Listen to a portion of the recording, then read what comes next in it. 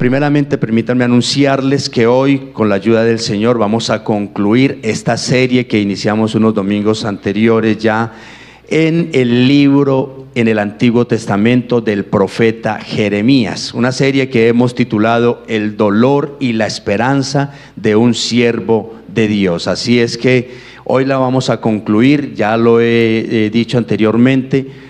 Claro está que no concluimos de ninguna manera el libro de Jeremías, porque ya ustedes entenderán, es bastante extenso, pero creo que ha sido una serie muy edificante para cada uno de nosotros, los que hemos estado atentos a ella. Amén. Quisiera darle un saludito de bienvenida a alguien que nos acompaña hoy por primera o segunda vez. Invito a la iglesia a que le demos un aplauso, por favor, de bienvenida.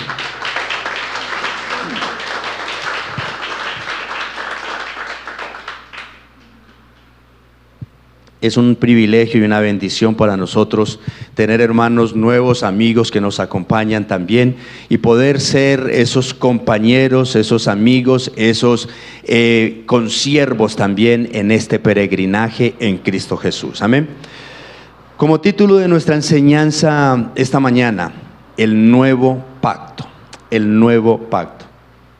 Definitivamente, hermanos y oyentes en general, lo que ha mostrado la historia de la humanidad, en especial la historia del pueblo de Dios, es que el hombre es de por sí, por naturaleza, perverso y pecador desde la médula y hasta la médula. Le es imposible desligarse de su pecado porque lo tiene arraigado en su corazón. Y esta es una verdad que todo creyente debemos de entender y de conocer. Porque lamentablemente por ahí hay personas que dicen, no, el ser humano no es tan malo, el ser humano no es, hace unas cositas de vez en cuando mal, pero no es perverso. Pero la palabra del Señor incluso tiene una doctrina que se llama la degradación o la depravación total. Eso es el ser humano. Y eso es lo que nos hemos venido viendo a la luz de esta serie en el libro de Jeremías. ¿Y por qué? ¿Por qué podemos nosotros determinar esto que estamos diciendo? Esto sucede con toda la raza humana en general. No es que unas nacionalidades, unas culturas han sido pecadoras, no todos, el colombiano, el mexicano, el norteamericano, el europeo, el asiático, en fin, todo el mundo es pecador. Y la única manera entonces de rescatarlo, de liberarlo realmente, es cambiando su esencia. No solamente cambiando su moralidad o su ética, sino cambiando su esencia como tal. Poniendo en esa persona un nuevo corazón. Y en ese corazón poniendo la gracia, el amor y la verdad de la palabra del Señor. Y esto, hermanos, solo se logra por medio de ¿quién? De nuestro bendito y eterno Salvador Jesucristo, quien es el consumador y ejecutor del nuevo pacto. ¿Para qué? Para perdón y salvación eterna. No hay otro medio. Seamos creyentes o no, a lo largo de las Escrituras y lo que la misma historia de la humanidad nos enseña es que no hay otra forma de que la persona sea regenerada realmente, solamente por medio de Cristo Jesús. Y esta es la verdad bíblica, incluso desde el Antiguo Testamento, como lo vamos a ver en esta mañana a través de esta porción de Jeremías. Jeremías capítulo 31. Versículos del 27 al 34. El profeta Jeremías dice lo siguiente en esta porción de las Escrituras. Vienen días, declara el Señor, en que sembraré la casa de Israel y la casa de Judá de simiente de hombre y de simiente de animal. Y como velé sobre ellos para arrancar y para derribar, para derrocar, para destruir y para traer calamidad, así velaré sobre ellos para edificar y para plantar, declara el Señor. En aquellos días no dirán más, los padres comieron uvas agrias y los dientes de los hijos tienen la dentera, sino que cada cual por su propia iniquidad morirá. Todo hombre que coma uvas agrias, sus dientes tendrán la dentera. Vienen días, declara el Señor, en que haré con la casa de Israel y con la casa de Judá un nuevo pacto. no como el pacto que hice con sus padres el día que los tomé de la mano para sacarlos de la tierra de Egipto. Mi pacto que ellos rompieron, aunque fui un esposo para ellos, declara el Señor. Porque este es el pacto que haré con la casa de Israel después de aquellos días, declara el Señor. Pondré mi ley dentro de ellos y sobre sus corazones la escribiré. Entonces yo seré su Dios y ellos serán mi pueblo. No tendrán que enseñar más cada uno a su prójimo y cada cual a su hermano, diciéndole: conoce al Señor, porque todos me conocerán, desde el más pequeño de ellos hasta el más grande, declara el Señor, pues perdonaré su maldad y no recordaré más su pecado. Que el Señor bendiga su bendita y poderosa palabra. Hablando un poco de los pactos, son una serie de tratados o acuerdos que Dios ha hecho con su pueblo en diferentes etapas de su historia. Por lo general, contiene promesas que se cumplirán si el pueblo permanece fiel a Él. Pero incluso si no lo hacen, nunca serán abrogados completamente los pactos que hace el Señor. ¿Cuántos pactos hay? Ha sido una cuestión algo debatida, no se han puesto de acuerdo los eruditos cuántos han sido en su totalidad. Desde los primeros tiempos hubo un consenso general en que la venida de Cristo marcaba el comienzo de una nueva era de pactos también. De hecho, la palabra testamento que tenemos en nuestras Biblias por lo general es lo mismo que pacto, tanto en el hebreo como en el griego. De modo que se les puede llamar de esta manera: al Antiguo Testamento el Antiguo Pacto y al Nuevo Testamento el Nuevo Pacto también. Por tanto, los teólogos han dicho que así como existe entonces un solo Dios de pactos, también existe un solo pueblo del pacto que abarca los dos testamentos, el Antiguo y el Nuevo Testamento. Ahora mencionemos al menos los pactos que se consideran más relevantes a lo largo de la palabra del Señor o de la historia del Señor.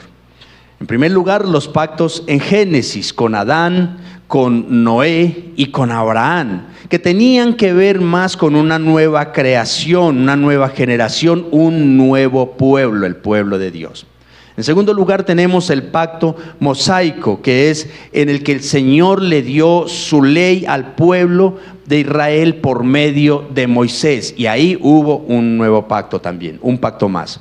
Tenemos también el pacto davídico. El Señor prometió a David que de su simiente vendría un trono eterno y un hijo que gobernaría eternamente también. Y es dentro de este pacto con David que la mayoría de los profetas anuncian que se dará un nuevo pacto, que es lo que vamos a abordar en esta mañana.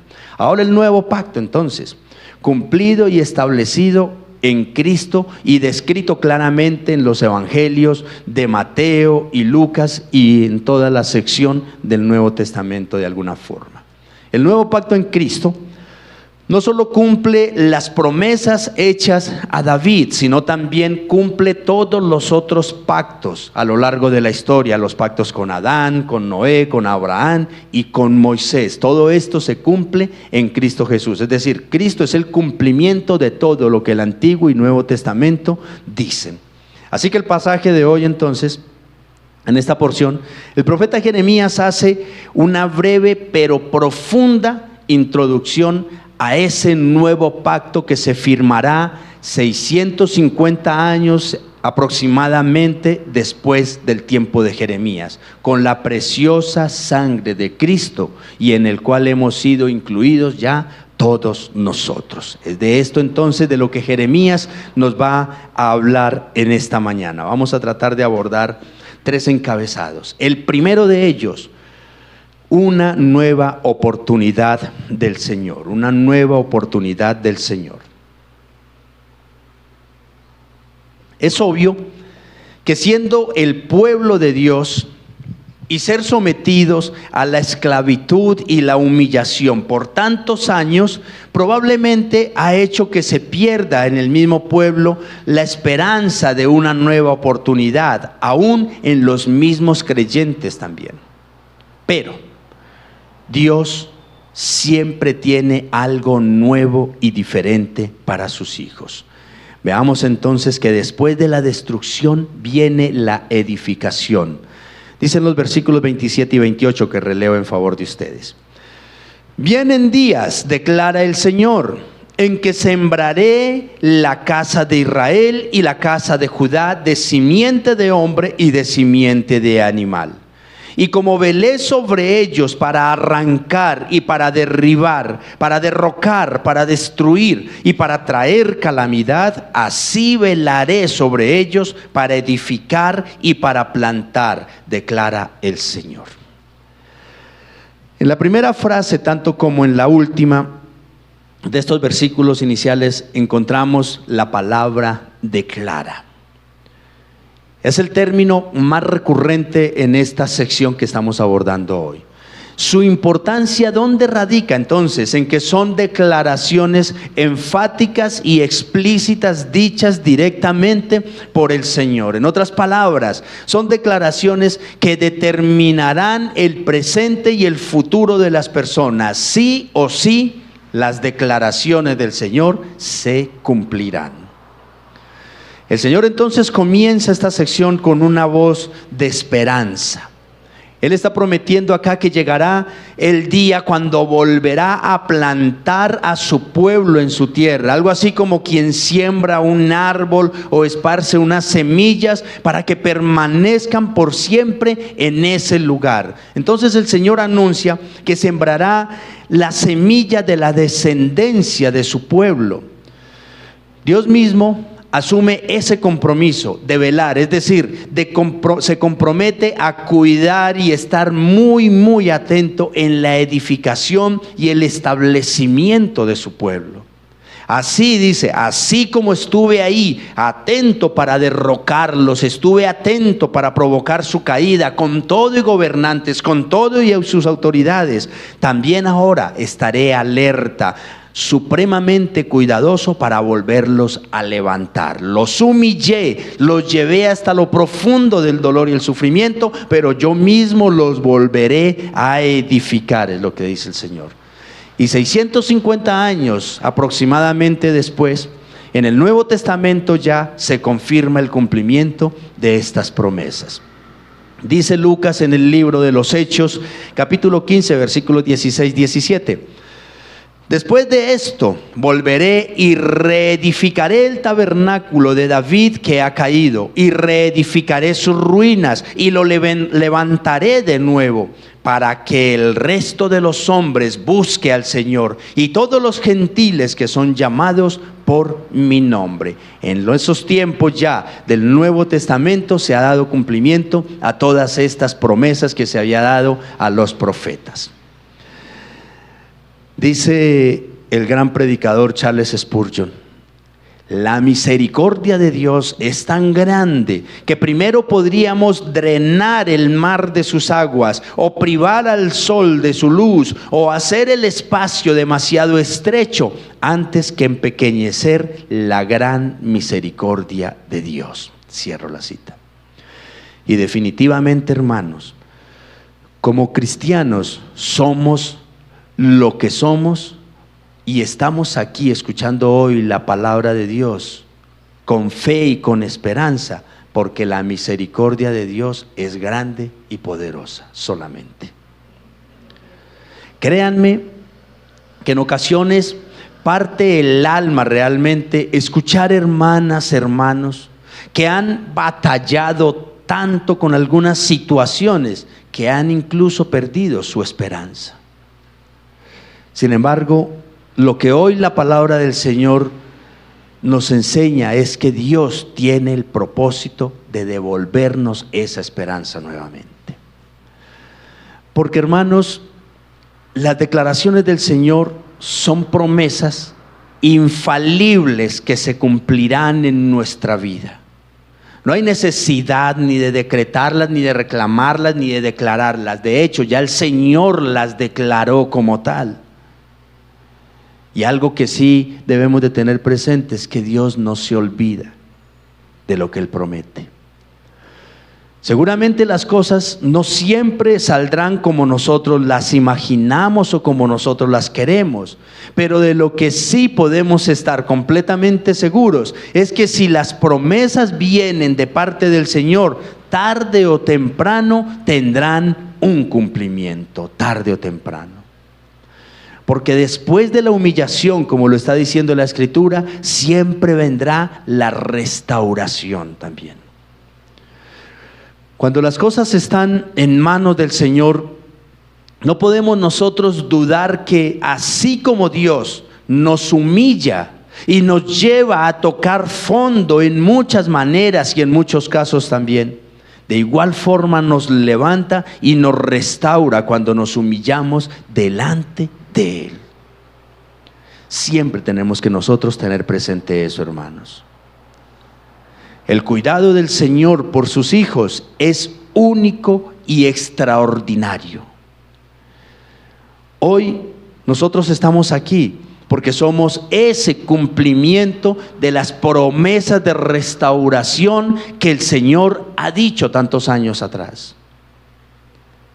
De modo que así como ha cumplido esta promesa, cumplirá todas las que ha hecho a lo largo de las Escrituras. Es ahí donde se requiere y nosotros necesitamos estar cada día fortalecidos en la fe y la esperanza en nuestro bendito Padre Celestial. Pero ¿qué sucede? Que muchas veces cuando llega la prueba, cuando llega la dificultad, entonces nos desviamos del camino porque nos duele la humillación del Señor. Y nos sostenemos en nuestro propio orgullo, en nuestra propia arrogancia muchas veces. Y no damos el brazo a torcer delante de Dios. Pero créanme, mis amados hermanos, que cuando nosotros logramos comprender cuál es el propósito y el objetivo de Dios con la prueba y con el quebrantamiento, la esperanza volverá aún en medio del dolor y de la aflicción. Pero no podemos nosotros desconocer que las promesas del Señor también incluyen su juicio, como lo dicen los siguientes versículos. Cada quien tendrá que pagar por sus pecados, dicen los versículos 29 y 30. En aquellos días no dirán más: los padres comieron uvas agrias y los dientes de los hijos tienen la dentera, sino que cada cual por su propia iniquidad morirá. Todo hombre que coma uvas agrias, sus dientes tendrán la dentera. En los tiempos de Jeremías se consideraba que Dios era el único responsable del castigo que padecieran las personas. El mal que acontecía a alguien no se lo veía como una consecuencia de sus malas acciones, sino siempre como castigos de Dios, aún por las acciones de sus antepasados. Era lo que se creía. Es lo que hoy en día tal vez podríamos nosotros conocer en algunos contextos religiosos como maldiciones generacionales. Era lo que en esa época se creía también.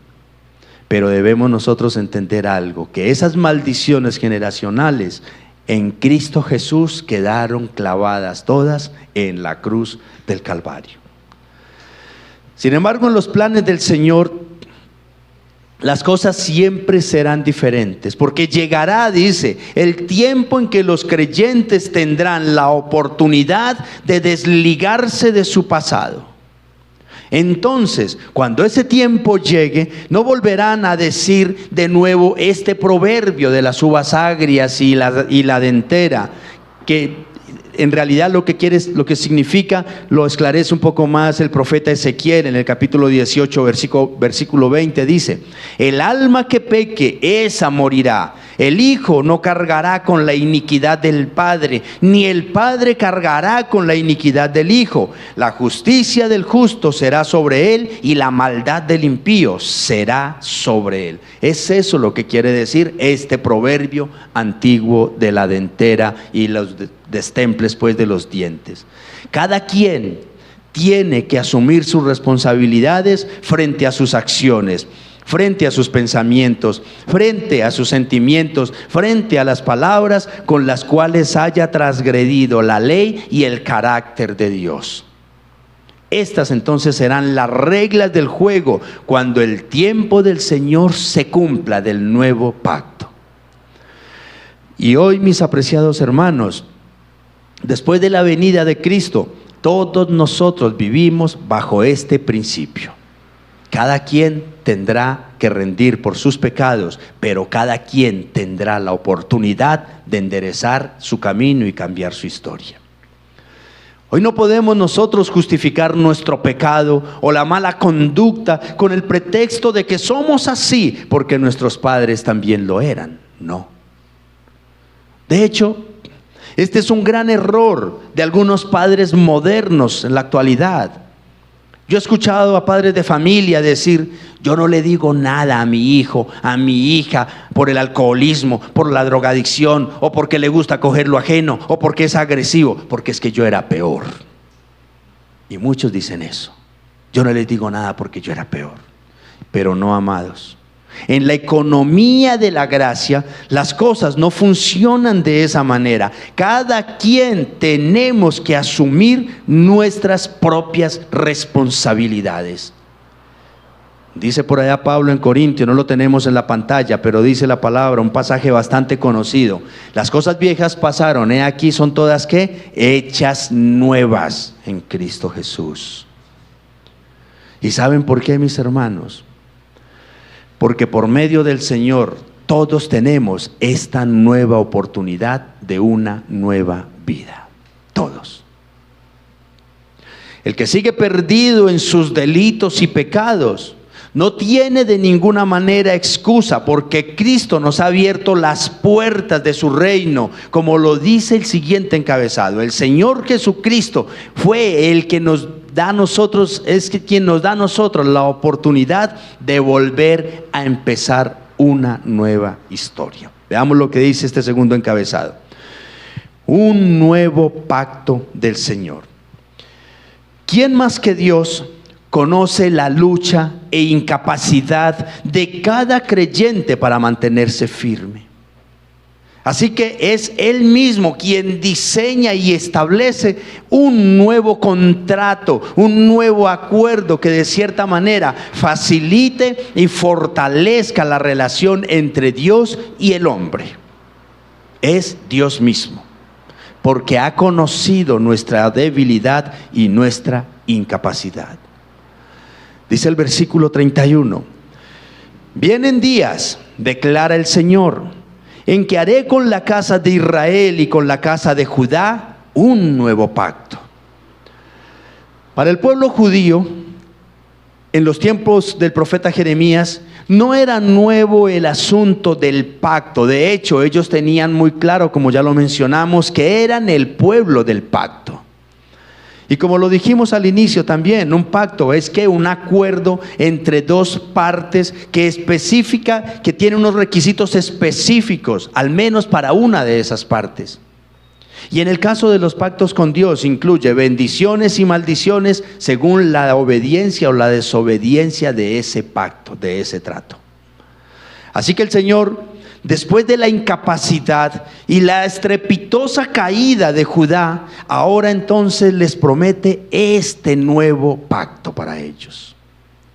Un pacto que no consistirá en abolir la ley ni los pactos anteriores, sino en combinar y unir el pacto antiguo con el pacto nuevo. Un pacto de gracia donde la ley tendrá la función exclusiva de mostrar el pecado, pero la gracia tendrá la función de salvar al pecador. Pero hay algo aquí que hace muy diferente este nuevo pacto del antiguo. Y es que no será sellado con sangre de animales sacrificados como en la antigüedad, sino con la sangre y el cuerpo del mismísimo Hijo de Dios. Esto fue lo que selló Jesús la noche de la última cena con sus discípulos, como registra el Nuevo Testamento, entre ellos el Evangelio de Lucas, capítulo 22, versículo 20, dice el Evangelio de Lucas: de la misma manera tomó la copa después de haber cenado, diciendo: esta copa es el nuevo pacto en mi sangre, que es derramada por ustedes. Jesús entonces viene siendo el fiador de este nuevo pacto. Él es la garantía, el mediador para que los llamados entonces reciban la promesa de esta herencia eterna. Y algo muy importante, hermanos, este nuevo pacto no es exclusivo para una nación o una raza, sino para todos los que crean en el Señor Jesucristo, incluidos nosotros, incluidos nuestros hijos, incluida nuestra descendencia también. La bendición de Dios entonces, mis apreciados hermanos, está ahí todos los días, esperando. Ningún ser humano puede aspirar salvación o nueva vida cumpliendo leyes o siguiendo religiones simplemente. Es necesario otro medio, una manera diferente. Es necesario un Salvador. ¿Quién se habrá salvado practicando religiones? ¿Quién se habrá salvado creyendo cosas raras por ahí? Nadie.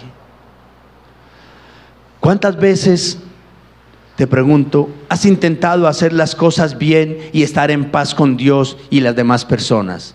¿Cuántas veces lo has intentado? Muchas, ¿no es cierto? Yo también, cantidad de veces, pero no lo hemos logrado, porque sin Cristo sencillamente damos 2 pasos hacia adelante y 3 hacia atrás. Sencillamente no somos capaces, humanamente, no somos capaces. El nuevo pacto que el Señor hizo por medio de Jesucristo es nuestra única y verdadera oportunidad de nueva vida, la única oportunidad de nueva vida. No hay otra forma, hermanos. No hay una imagen, no hay un santo, no hay otro Dios que nos queramos fabricar nosotros.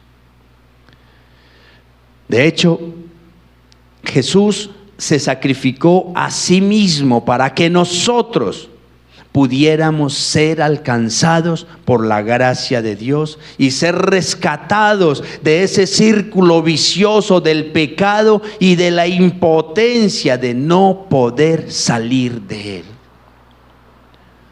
¿Cuántas veces nos hemos sentido impotentes al ver que no podemos dejar el chisme, no podemos dejar la mentira, no podemos dejar la ira, no podemos dejar la palabrería, no podemos dejar la codicia, no podemos dejar la lujuria? ¿Cuántas veces nos hemos sentido impotentes ante eso? Creo que cantidad de veces, hermanos, cantidad de veces. Amados, las religiones y las diferentes ciencias y filosofías tal vez ofrecen recursos para vivir moralmente bien, pero no para salvación eterna ni transformación verdadera.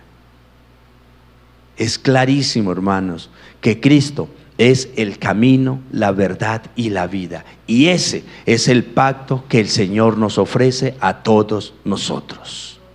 El pacto con Cristo Jesús. Pero ¿por qué hubo necesidad de un nuevo pacto? Tal vez nos estemos preguntando. Veamos el siguiente versículo. Porque es un pacto diferente. Dice el versículo 32. No como el pacto que hice con sus padres el día que los tomé de la mano para sacarlos de la tierra de Egipto. Mi pacto que ellos rompieron, aunque fui un esposo para ellos, declara el Señor. Este nuevo pacto que Dios hace con su pueblo es diferente al anterior, pero no desvinculado el uno del otro, como ya lo mencionamos, porque de igual manera el antiguo pacto apunta al nuevo pacto. El antiguo había sido invalidado, ¿saben por quién? No por Dios, sino por el pueblo, por su desobediencia, por el incumplimiento a ese acuerdo que en su momento habían hecho con el Señor. Ellos habían abandonado a Yahweh o Jehová, como le queramos llamar, al Señor, y se fueron detrás de otros dioses que ellos fabricaron. Todo esto a pesar de que Dios les había llevado de la mano para sacarles de la esclavitud de Egipto y traerles a la tierra prometida. Todo esto a pesar de que Él se había declarado como su Señor, como su esposo para cuidarlos y protegerlos. La relación que Dios quiso tener con ellos era de intimidad, era de relación especial, duradera. Pero ¿qué hicieron el pueblo de Israel? Quebrantaron el pacto por siglos. Y no solo abandonaron el pacto con Dios, sino que abandonaron al Dios del pacto, que es lo peor todavía. Es lo peor. Ahora entonces el Señor en su infinita misericordia les está prometiendo por medio de Jeremías que vendrá un tiempo de renovación, de restauración, que será definitivo por medio de un nuevo pacto movido por su amor, por su gracia y por su misericordia. No se lo merecen, les dice, pero yo haré un nuevo pacto con nosotros. Igual que nosotros no nos lo merecemos, pero el Señor nos ha llamado a formar parte de ese pueblo del pacto. E igual que el pueblo judío, mis amados, muchas personas, aunque religiosas y todo, por años han estado alejados de la gracia y la bendición de Dios, porque realmente no han logrado entender ni menos practicar la voluntad de Dios, formando parte quizá por décadas de religiones sin comprender qué es realmente la voluntad de Dios para mi vida. La gran diferencia del pacto antiguo y el nuevo es que el intento de nosotros por cumplir la ley por nuestras propias fuerzas, ¿a qué nos lleva? Nos lleva a la frustración, nos lleva a la impotencia y por último a la muerte espiritual. ¿Por qué? Porque terminamos concluyendo, no soy capaz, no soy capaz. Mientras que el nuevo pacto nos ayuda a someternos a la ley de Dios, no por obligación, no por miedo, no por fariseísmo, sino por amor, por gratitud con el Señor. El nuevo pacto, en lugar de debilitarnos, nos vitaliza. ¿Y saben por qué? Porque cuando fallamos no recibimos condenación, sino la gracia del Señor, su perdón, su bendita misericordia. Ese es el nuevo pacto al que el Señor nos está llamando a nosotros. Porque el Señor, así como asumió ese papel de esposo de Israel, hoy dice el Nuevo Testamento también que Cristo asume como esposo de la iglesia que somos todos nosotros. El apóstol Pablo dice por allá en 2 Corintios 11, versículo 2: porque celoso estoy de ustedes con celo de Dios, pues los desposé a un esposo para presentarlos como virgen pura a Cristo. Y este es un pacto diferente entonces. Cristo mismo nos purifica y nos limpia. ¿Para qué? Para Él mismo. Tu lucha contra el pecado, mi lucha contra el pecado, es la gracia y el poder de Jesucristo por purificarnos y por limpiarnos. ¿Para qué? Para que nosotros, para que nuestras oraciones, para que nuestras súplicas no encuentren estorbo, para que nuestra vida sea un agrado para nuestro bendito Padre Celestial. Pero aparte de esto, mis amados hermanos, un pacto nuevo también trae muchas cosas nuevas. Veamos lo que nos dice el tercer encabezado: bendiciones del nuevo pacto.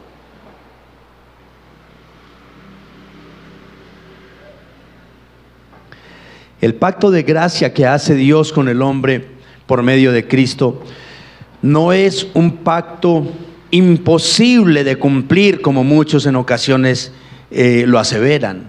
Por el contrario, es un pacto donde el Señor nos da todas las garantías y abundancia de bendiciones. ¿Para qué? Para que nos podamos sostener en Él.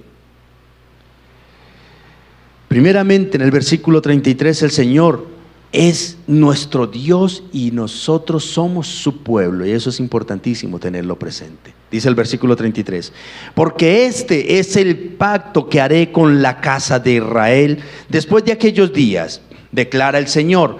Pondré mi ley dentro de ellos y sobre sus corazones la escribiré. Entonces yo seré su Dios y ellos serán mi pueblo.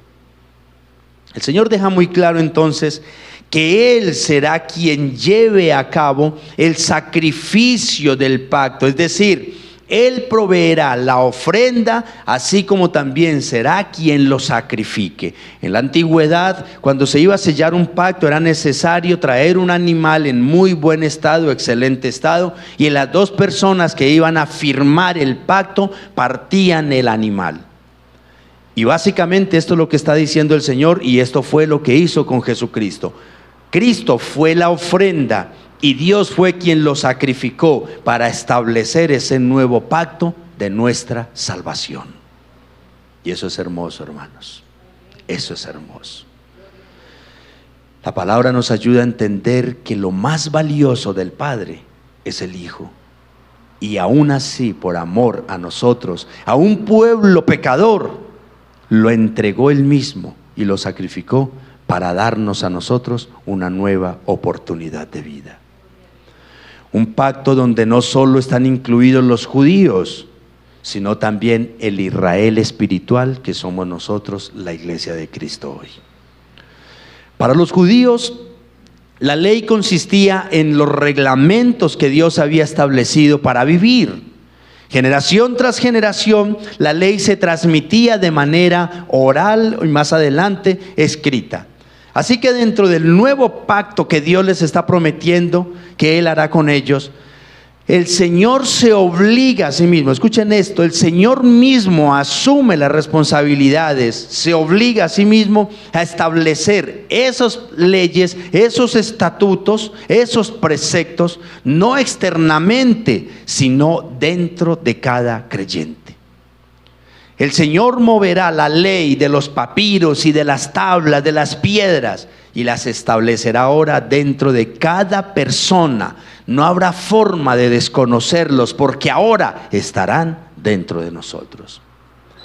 Pero su compromiso va mucho más allá. El Señor, por medio de su Santo Espíritu, quien entra en escena, impregnará su palabra como tal cual como si la escribiera en la mente y en la conciencia de su pueblo. En la mente y en la conciencia. Estas palabras se confirman después en el Nuevo Testamento, por allá en la carta a los Hebreos y también en la carta a los Corintios, que es la que voy a citar en este momento. Segunda de Corintios, capítulo 3, versículo 3 dice: siendo manifiesto que son carta de Cristo, redactada por nosotros. Escuchen esto, no escrita con tinta, sino con el Espíritu del Dios vivo, no en tablas de piedra, sino en tablas de corazones humanos. El cristiano es una carta abierta al mundo, porque el Espíritu Santo escribió la palabra de Dios en ellos, y esto es lo que nos hace pueblo de Dios. La palabra del Señor escrita en nuestros corazones. Yo escucho por ahí algunas hermanas con mucha humildad y sencillez que dicen: pastor, a mí me da pena leer la Biblia en público, porque es que yo no soy muy estudiada, yo no sé leer muy bien la palabra, y aparte de eso, no tengo tanta capacidad para memorizar las Escrituras. Pero en realidad es evidente en estas preciosas hermanas que aunque no son las más fluidas para leer, la palabra de Dios sí está en sus corazones y se refleja en sus vidas, porque esa es la obra que el Espíritu Santo ha hecho en cada creyente, hermanos. ¿Y por qué? Aunque no todo cristiano sea un teólogo, el Evangelio sí está impregnado en el corazón de todos nosotros. Así es que no tenemos entonces pretexto por ignorancia. Así como no teníamos pretexto por el que somos pecadores, porque nuestros padres nos heredaron el pecado, acá tampoco tenemos pretexto por ignorancia. ¿Por qué? Porque el Señor ha tallado en la mente y en el corazón de cada uno de nosotros lo necesario para creer en Jesucristo y para discernir entre el bien y el mal. A Dios no le podemos salir con el cuentito aquel, yo no sabía eso, porque nosotros sí lo sabíamos, sino que tuvimos una mente cauterizada muchas veces. Y esta es la gloria del Evangelio, hermanos, que desde el más niño hasta el más adulto, desde el más pobre hasta el más adinerado, todos los cristianos en absoluto entenderemos las verdades de la palabra de Dios. Entenderemos lo que es el bien y el mal, la verdad y la mentira, lo verdadero y lo falso. Pero algo muy importante, hermanos, la palabra que el Señor ha escrito en ti no solo te da el conocimiento y la fe para creer, sino que te sella como propiedad de Dios. Y eso es importante. Por tanto, un cristiano, escuchemos esto, en quien no está la palabra de Dios guiando su vida, debería de cuestionarse si realmente es hijo de Dios. Porque la palabra de Dios está escrita en el corazón del cristiano para vivirla. Para vivirla. Así como una escritura con el sello de notaría, eso es lo que hace que algo sea propiedad de alguien, ¿no es cierto? Asimismo, la palabra de Dios en el corazón de la persona es lo que hace que esa persona sea propiedad de Dios. ¿Qué tanto nosotros entonces podemos decir, soy pueblo de Dios? La palabra del Señor sí está en mí. Si practico, si vivo esa palabra de Dios. Pero en segundo lugar también dice el versículo 34, no tendrán que enseñar más cada uno a su prójimo y cada cual a su hermano, diciéndole, conoce al Señor, porque todos me conocerán, desde el más pequeño de ellos hasta el más grande, declara el Señor, pues perdonaré su maldad y no recordaré más su pecado. Qué poderosas promesas.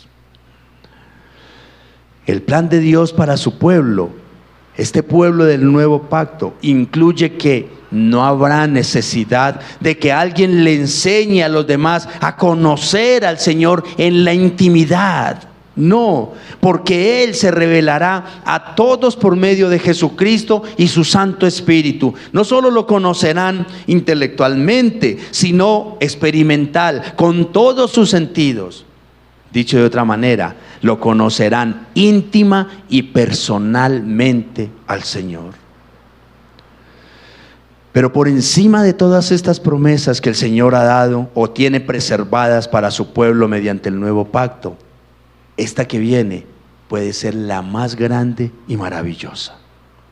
El Señor afirma que perdonará, es decir, no culpará ni condenará su conducta pecaminosa. Borrón y cuenta nueva. Es más, agrega que no tendrá en cuenta su pecado como para castigarlo. No es que no haya pasado nada, sino que hubo alguien que ya pagó por ese pecado. El nuevo pacto por medio de nuestro bendito Redentor tiene la más alta garantía: el perdón de los pecados, la salvación eterna.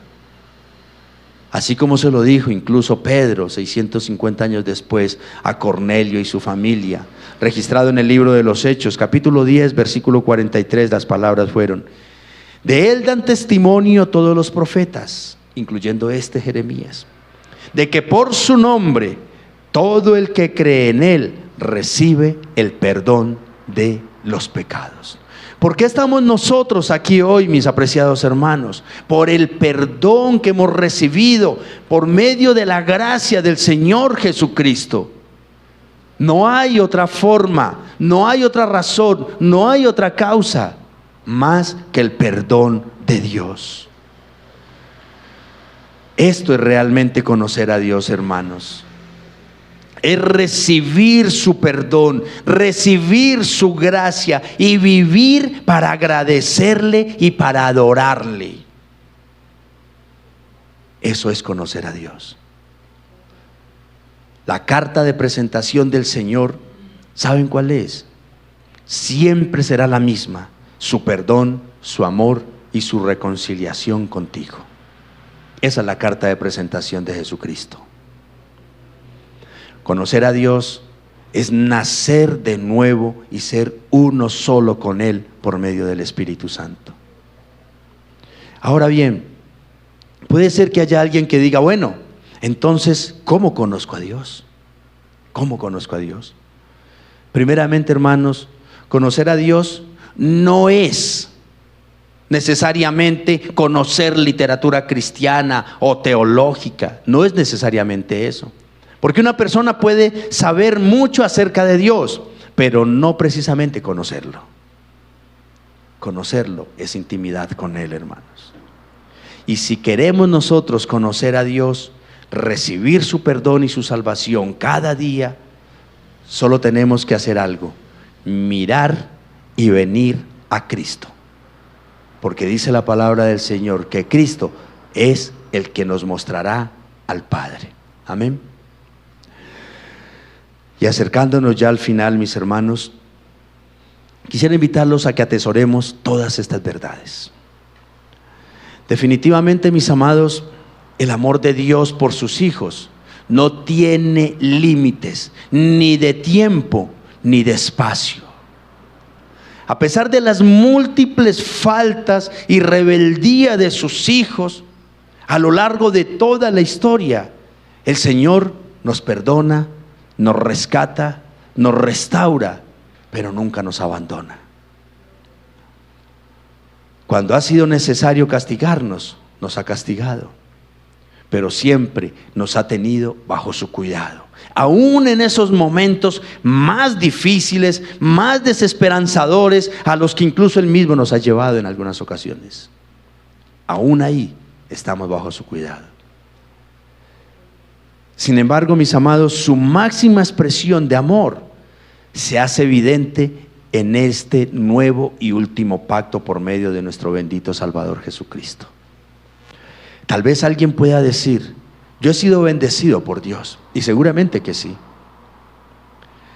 Pero a muchos quizá les pasa como aquellos en los evangelios a quienes Jesús les dijo, tu fe te ha sanado. Y eso no es conocer la salvación de Cristo.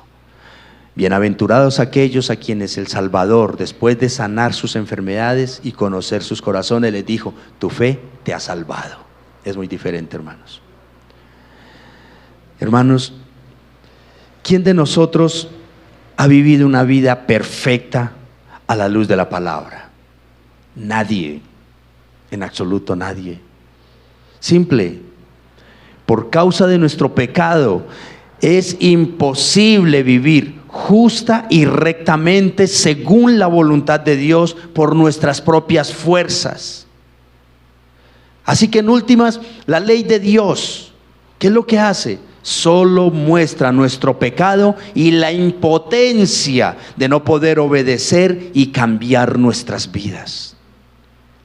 Por tanto, mis amados, el Señor nos da esta nueva oportunidad de salir de esa prisión del pecado y del pasado también, a través de este nuevo pacto por medio de Jesucristo. Y no dejemos, mis apreciados hermanos, de compartirle mensajes como estos a aquellas personas que todavía están aprisionados en esos calabozos de oscuridad y de tinieblas, hermanos.